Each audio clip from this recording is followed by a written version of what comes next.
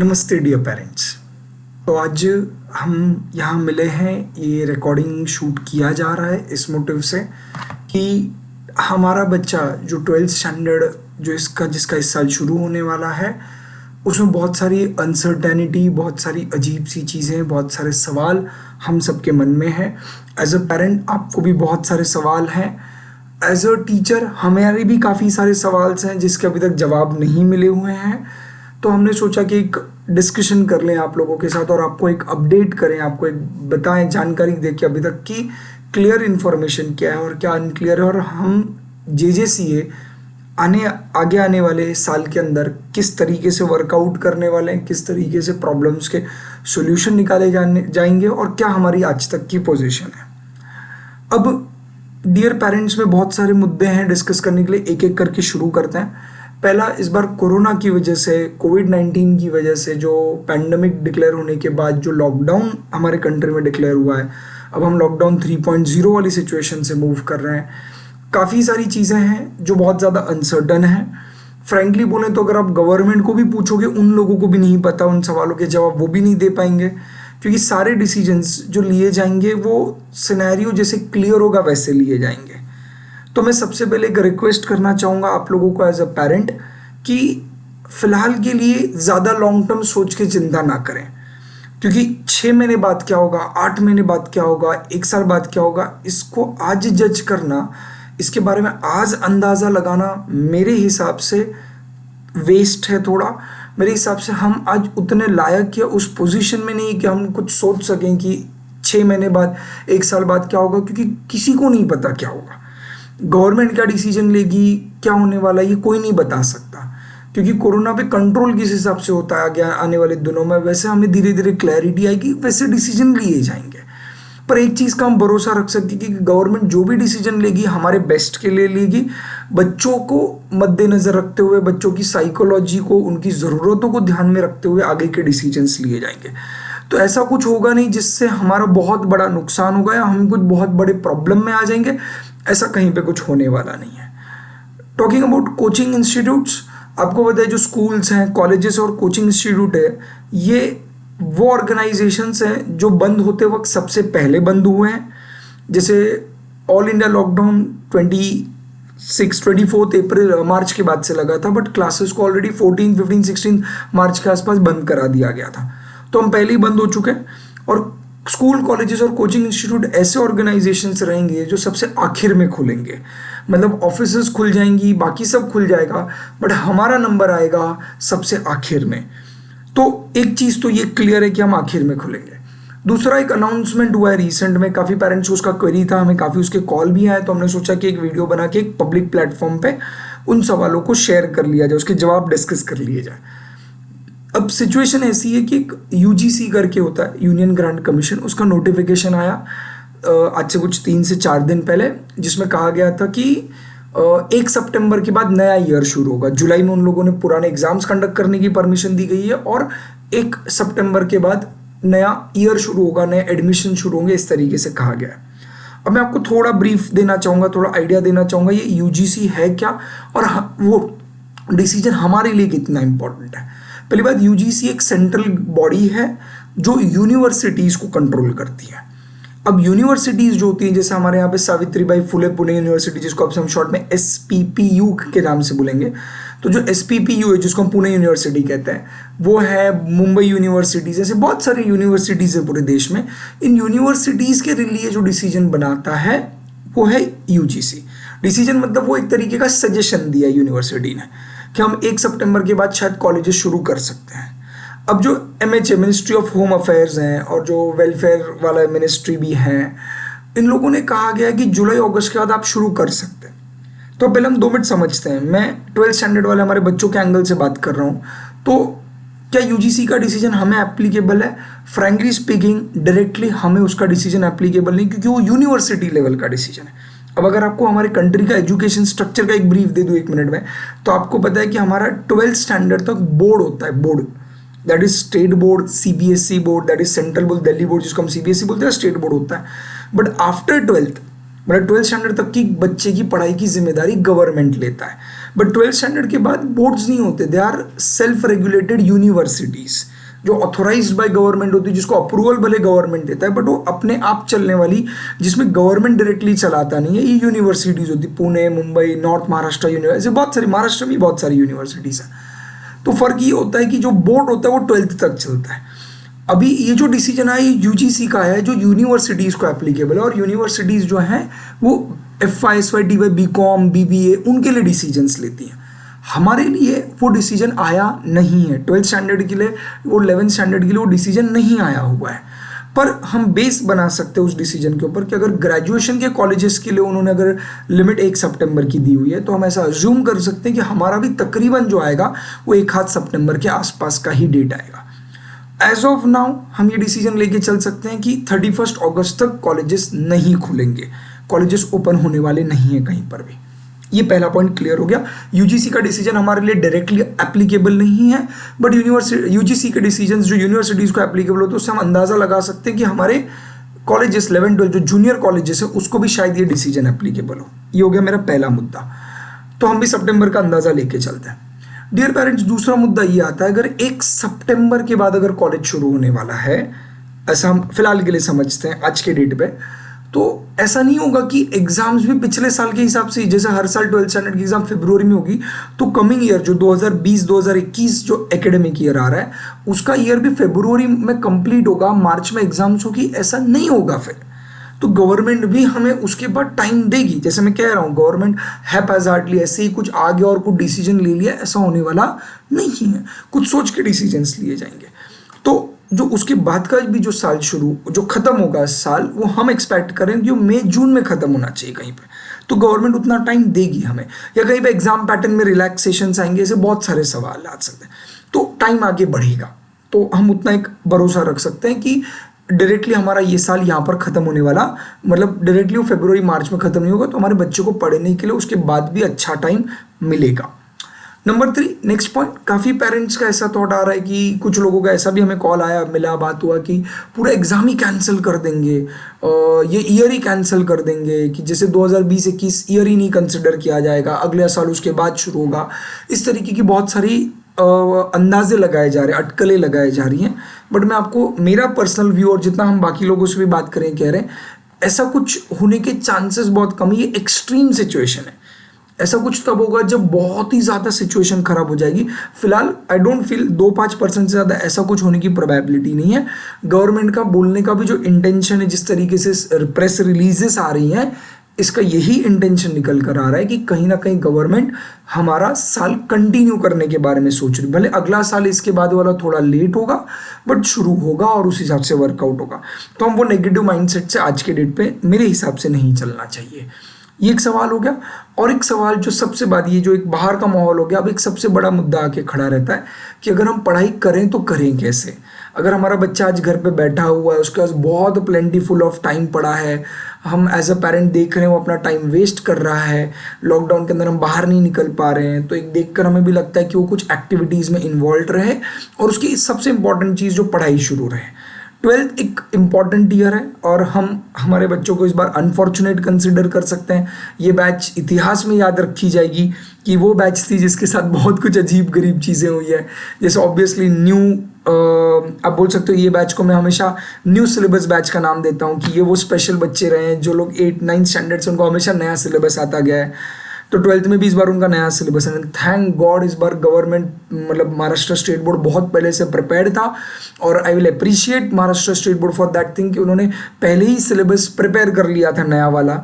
और दूसरी सबसे अप्रिशिएबल बात है, तारीफ करने वाली बात वो है कि उन्होंने इस बार सारे टेक्स्ट बुक्स के PDF ऑनलाइन अवेलेबल करके दे दिए हैं। तो पूरी बुक ऑनलाइन अवेलेबल है, गवर्नमेंट टेक्स्ट बुक, तो हम घर पे उस बहाने से भी पढ़ सकते हैं, तो वो भी पढ़ाई हो सकती है। तो महाराष्ट्र स्टेट बोर्ड प्रिपेयर था, तो जो नया सिलेबस था इस बार, उसके इस बार बड़ा हर्डल नहीं है।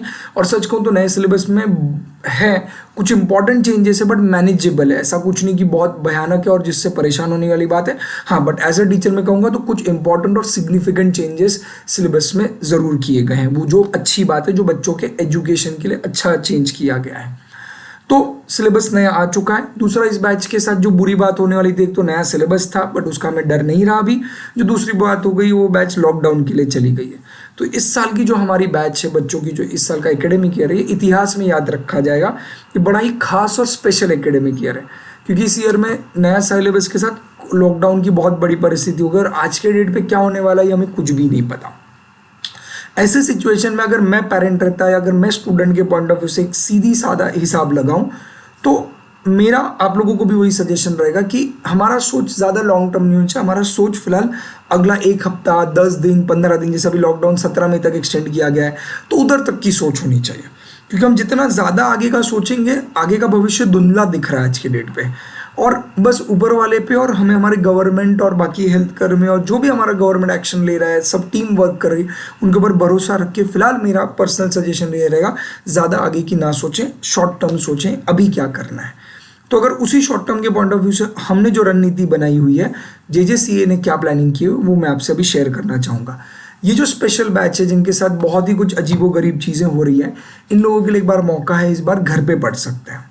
JJCA अपना कमिटमेंट अभी भी रख रहा है। मैं आपको एक बार वापस क्लियर कर दूं, जब क्लास रिज्यूम होंगे डेफिनेटली बच्चों को एग्जाम्स के बीच में अच्छा खासा टाइम दिया जाएगा। हम जो बचा हुआ पार्ट है और जो ऑलरेडी पढ़ा दिया जाएगा ऑनलाइन, उसको अच्छे से वापस पढ़ाने वाले हैं।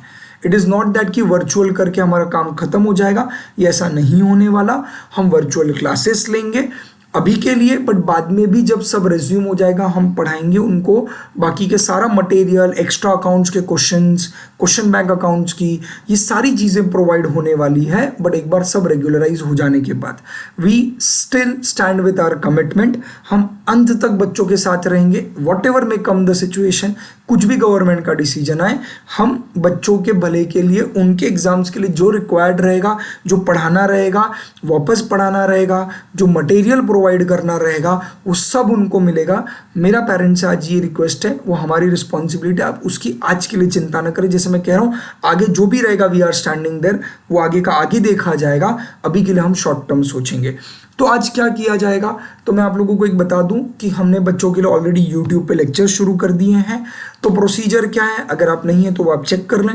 बच्चे को टेलीग्राम चैनल को ज्वाइन करना है। टेलीग्राम ऐप एक व्हाट्सएप ऐप जैसा होता है, उस पर हमने टेलीग्राम चैनल बनाया हुआ है बैच का, 12th स्टैंडर्ड का, उसको ज्वाइन करना है। अगर आप चाहते हो आपको भी उसके ऊपर वॉच रखना है, आप भी वो चैनल ज्वाइन कर सकते हो, ओपन चैनल है। टेलीग्राम चैनल एक बार ज्वाइन कर लेने के बाद, टेलीग्राम चैनल का जो लिंक है वो मैं इस वीडियो के नीचे आपको प्रोवाइड करने वाला हूँ, उसमें ज्वाइन कर लेने के बाद स्टेप नंबर 2, अभी तक हमने सभी बच्चों को शुरुआत करते वक्त फ्री यूट्यूब वीडियोस डाले हुए हैं। तो यूट्यूब में सब्जेक्ट्स के वीडियो डाले गए हैं, डेली एक एक लेक्चर उनके लिए अपलोड किया जा रहा है, और उसमें अकाउंट्स के 4 लेक्चर के दरमियान हो चुका है, ओसी के कुछ लेक्चर्स हो चुके हैं 4, एक इकोनॉमिक्स का 5-6 लेक्चर्स हो चुके हैं, और भी बाकी लेक्चर्स होने वाले हैं। कमिंग वीक से हम लोग अकाउंट्स रेगुलर शुरू करेंगे और बाकी का लेक्चर भी शुरू करने वाले हैं। तो कमिंग वीक से हमारा 2 आवर्स पैटर्न चलेगा, 1 घंटा मिनिमम कह रहा हूँ मैं आपसे, 1 घंटा अकाउंट्स और 1 घंटा थ्योरी सब्जेक्ट उनका चलेगा। ये कम से कम उन लोगों का मैं पढ़ाना शुरू करूँगा। अब पढ़ना कैसे है और किस तरीके का स्ट्रैटेजी होना चाहिए, उस पर मैं थोड़ा ब्रीफिंग करना चाहूँगा। बच्चा अब जब पढ़ेगा तो शाम का टाइम, सुबह का टाइम हम टेलीग्राम चैनल पे अपडेट करेंगे। वो समय जो दिया जाएगा उस समय पे वो वीडियो अपलोड होगा। अब मैं आपसे ये रिक्वेस्ट करना चाहूँगा कि आप एज अ पेरेंट ध्यान रखें कि बच्चा उस टाइम पे बैठ रहा है। उस टाइम पे जब वो बैठेगा तो उसको हम लोग वीडियो थ्रू लेक्चर पढ़ाएंगे। वीडियो बनाते वक्त हम इस चीज़ का ध्यान रख रहे हैं कि छोटी सी छोटी चीज़ों को एक्सप्लेन किया जाए, बच्चों के मन में आने वाले डाउट्स को वहीं पे ख़त्म कर दिया जाए, उसके बारे में वहीं पे एक्सप्लेनेशन कर दिया जाए, तो उनको एज सच ज़्यादा प्रॉब्लम ना हो, ताकि वीडियोज़ का इफेक्टिव यूज़ हो।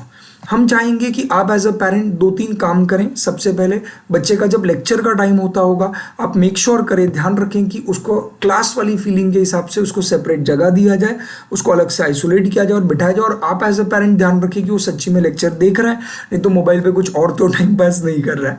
तो वो आप लोगों से एक रिक्वेस्ट रहेगा, पहली चीज़। दूसरी चीज़, आप लोगों को जो नोट्स हैं आज के डेट पे वो फिजिकल नोट्स अवेलेबल नहीं है, तो प्रॉब्लम ये होगा कि नोट्स भी जो है वो इलेक्ट्रॉनिक फॉर्म में रहेंगे, जो एक तरीके का प्रॉब्लम है बच्चों के लिए। तो यहाँ पे मैंने 2-3 सॉल्यूशंस वीडियो में भी कहे हुए हैं। अगर आपके पास लैपटॉप है और मोबाइल है तो आप लैपटॉप पे चाहिए तो वीडियो देखें, हाथ में नोट्स मोबाइल में खोल के रखें, या आप 2 स्मार्टफोन से अगर आपके पास तो दूसरे मोबाइल फोन पे नोट्स ओपन करके रखिए। नोट्स इन द सेंस जो गवर्नमेंट की टेक्स्ट बुक है उसकी भी PDF फाइल्स और लिंक हमने ऑलरेडी टेलीग्राम चैनल पे भेज दी हुई है, वहाँ पर अब अवेलेबल है। आप अभी भी टेलीग्राम चैनल ज्वाइन करेंगे तो आपको पुराने डेटा में वो मिल जाएगा। तो वो सारा डेटा हमने अपलोड करके रखा हुआ है, उसको बुक खोलनी है। तो उसका प्रोसीजर क्या रहेगा, उसका 2 घंटे का 1-1 घंटे के 2 लेक्चर्स रहेंगे, उसके बीच में 15-1 मिनट का ब्रेक हो सकता है, गैप हो सकता है। आप एज अ पेरेंट उनको सबसे पहले अवेलेबल करके दे जगह, वो पढ़ें। आप एज अ पेरेंट ध्यान दें कि वो पढ़ रहे हैं, और उनको ये रिसोर्सेज अवेलेबल कराने के बाद आप उनके ऊपर वॉच रखें। ये अभी तक हमारा यूट्यूब लेक्चर्स का प्रोसीजर चल रहा है। अभी we are going to gear up the speed, हम थोड़ी थोड़ी स्पीड बढ़ाने वाले हैं। अभी प्रोबेबली मई 7 से 8 तारीख तक, उसके पहले ही हमारा JJCA का एक ऐप आ जाएगा, पर्सनलाइज्ड ऐप। वो ऐप आपको प्ले स्टोर पे, गूगल प्ले स्टोर से डाउनलोड करना है। एक क्लास का अपना ऐप आने वाला है, और हमने 11 मई मंडे से लेक्चर्स यूट्यूब पे अवेलेबल होने बंद हो जाएंगे। उसके बाद जो भी लेक्चर्स रहेंगे वो ऐप पे आने शुरू हो जाएंगे, जिससे बच्चों को एक और सहूलत मिलेगी, क्योंकि ऐप के ऊपर देखने से आप लोगों को बहुत सारे वीडियोस नहीं दिखेंगे। जो क्लास का स्पेसिफिक वीडियो है वो मिलेगा, आपको सारे नोटिफिकेशन मिलेंगे। ऐप की क्या फीचर्स हैं, ऐप में क्या अच्छी अच्छी बातें इंक्लूडेड है, ये मैं एक बार ऐप अवेलेबल हो जाने के बाद, जब प्ले स्टोर पे मई के फर्स्ट वीक 5 से 7 तारीख के बीच में जब ऐप अवेलेबल हो जाएगा JJCA का, मैं आपको उसके लिए एक अलग से लेक्चर, एक वीडियो शूट करूंगा, और उसमें डिटेल ऐप की फैसिलिटीज़ एंड फीचर्स डिस्कस करूंगा। उसके अंदर 2-3 फीचर्स मैं अभी शेयर करना चाहूँगा। एज अ पेरेंट आपको नोटिफिकेशन आएगा कि हमारा लेक्चर अपलोड हो चुका है, तो आप ध्यान रख पाएंगे बच्चे के ऊपर कि बच्चा पढ़ रहा है कि नहीं पढ़ रहा। एज अ स्टूडेंट उसे भी नोटिफिकेशन आएगा कि उसका लेक्चर का टाइम हो चुका है और लेक्चर अवेलेबल हो चुका है। दूसरी चीज़, वो ऐप शुरू हो जाने के बाद हम वीकली टेस्ट लेना शुरू करेंगे। टेस्ट का मैसेज आएगा आप लोगों को कि कब टेस्ट शुरू हुआ है। इवन आपको टेस्ट के मार्क्स भी मैसेज आ जाएंगे बच्चे के इमीडिएटली कि उसको कितने मार्क्स मिले उस पेपर में। तो वीकली टेस्ट भी शुरू हो जाएंगे। सो मई मिड के आसपास, आई एम एक्सपेक्टिंग 11 मई से शुरू होने के बाद 15-18 मई तक एवरीथिंग विल बी रेगुलराइज्ड। और एज अ नॉर्मल, अगर लॉकडाउन ना होता तो बच्चा क्या करता, वो प्रोसीजर पूरा सेट हो जाता। दैट इज मिनिमम 2 घंटा क्लास चलेगा, और वो संडे टू संडे या जो भी एक डेट रहेगा हम अनाउंस करेंगे, वो टाइम पे वो टेस्ट देगा, और वो टेस्ट के मार्क्स आपको कम्युनिकेट होंगे। तो क्लास से मिलने वाले कंटेंट में कहीं कमी नहीं आने वाली है, क्लास से मिलने वाली चीज़ों पे कहीं पे कमी नहीं आने वाली है। आपको एज अ पेरेंट इस बार ज़्यादा ध्यान देना है, क्योंकि अनफॉर्चुनेटली लॉकडाउन के सिनेरियो में वो आपके सामने बैठे हुए हैं, हमारे सामने नहीं बैठे हुए हैं। तो आपको उतना ध्यान देना पड़ेगा कि वो लेक्चर देख रहा है, नहीं देख रहा, कहीं पे कुछ प्रॉब्लम आया तो आप हमें इमीडिएटली कांटेक्ट कर सकते हैं। तो आई विल सजेस्ट, फिलहाल के लिए आपका स्टेप है टेलीग्राम चैनल ज्वाइन करके रखना। अगर किया है तो अच्छी बात है, स्टूडेंट्स भी ज्वाइन कर सकते हैं, पेरेंट्स भी ज्वाइन कर सकते हैं। उसका फिलहाल के लिए यूट्यूब पे लेक्चर्स चल रहे हैं। एक बार 11 मई के बाद से we will stop coming on YouTube, और उसके बाद के सारे लेक्चर्स JJCA के पर्सनलाइज ऐप पे रहेंगे। और 11 मई के बाद, अभी भी ऑलरेडी लेक्चर्स क्लास के हिसाब से ही चल रहे हैं, बट 11 मई के बाद it will be a regular class, proper class. ये आपको ध्यान रखना है। यहाँ पे मेरा स्टूडेंट्स एंड पेरेंट्स दोनों से रिक्वेस्ट है, इसको रेगुलर क्लास जैसा ट्रीट करें, इसको कैजुअली ना लें, क्योंकि ये जो समय हमें हाथ में मिला हुआ है ये शायद बाद में ना मिलेगा। ये बहुत ही ग्लोरियस समय है, बहुत ही अपॉर्चुनिटी अच्छी वाली हमें मिली हुई है, जहाँ पर हमारे पास खाली टाइम है, जहाँ पर हम अच्छे से सोच सकते हैं, बहुत अच्छे से टाइम दे सकते हैं। लेक्चर्स बनाते वक्त भी हमने उतनी ही ध्यान रखा हुआ है, वही मेहनत कर रहे हैं हम लोग कि आप लोगों के कहीं पर लेक्चर्स में कोई कमी ना मिले। बाकी सारी चीज़ों का हम लोग ध्यान रख रहे हैं। फिर भी आपके साइड से कुछ फीडबैक रहेगा तो आप हमें पर्सनली कम्युनिकेट कर सकते हैं। एज अ पेरेंट आपको अगर कोई डाउट रहेगा तो आप हमें इंडिविजुअली मैसेज करें या कॉल करें। आपके जो भी डाउट्स रहेंगे वो आगे आने वाले वीडियो में हम लोग जब ऐप के बारे में डिस्कस करेंगे उसके अंदर कवर करेंगे। By the mean time YouTube पे बने रहें, लेक्चर देखते रहें, टेलीग्राम चैनल पे अपडेट्स देखते रहें। पेरेंट आपसे उतना ध्यान रखें कि बच्चा टाइम टू टाइम लेक्चर देखे। ऐसा ना हो आज का लेक्चर वो एक दिन बाद देखें, क्योंकि हम धीरे धीरे पुराने लेक्चर्स यूट्यूब से हटा देंगे, उसके बाद बच्चा पुराने लेक्चर्स नहीं देख पाएगा, उसका ही नुकसान होगा। That's it, thank you so much. So I am hoping that आप लोग घर पे हैं, सेफ हैं, stay home, stay safe, take care, bye bye.